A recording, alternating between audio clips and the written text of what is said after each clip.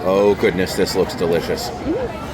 All right, Miss Kristin, what opinion what are you going to tell us about a creme brulee? So this is actually a little bit of a different take on creme brulees. Most creme brulees are made in actually a ramekin or something rather than in a tart. So this one, because it's in a tart, this is a much more difficult creme brulee to create because you can't let that tart get soggy.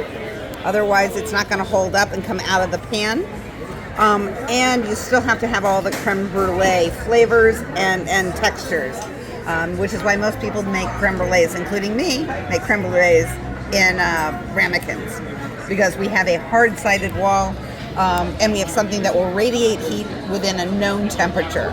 So we know how to get that custard to cook properly. This is a very difficult technique for making a creme brulee. Okay, so I don't eat mint, so I'm going to take the mint off.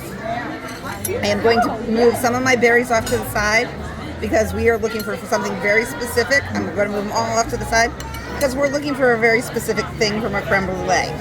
What are we looking for? We're looking for it's called the crack. Ready? Oh, and it did. Look at this.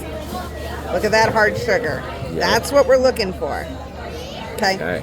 Now, yeah, with all the noise, I don't think we actually didn't hear it. But like we've had, like in some of our other videos, we talked about it. Getting that crack is a very, very specific thing, and it has to do with the temperature of that custard versus the temperature of that sugar. So if your custard is too cold, you won't get a good crack on it. All it will do is burn your sugar. So this is wonderful. We've gotten a nice crack, even with all this fruit and this syrup on the top. So to have a crack of any kind with that sugar, that syrup, is a great thing. Fantastic. So, all right, I'm going to try one bite.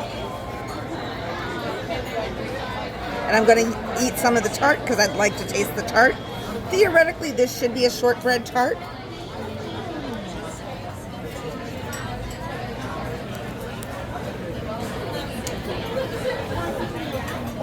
And it is. It's a shortbread tart, which is different than a pie crust tart.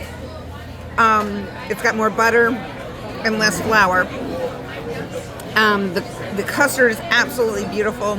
The only thing that I would say is when I make creme brulee, I include a little bit more raw vanilla because I like the vanilla beans as part of my creme brulee.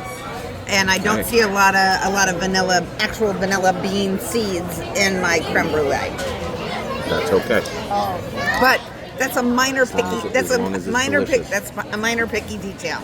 Okay. So well, let's get into this then. Yep. All right. Eat adventurously.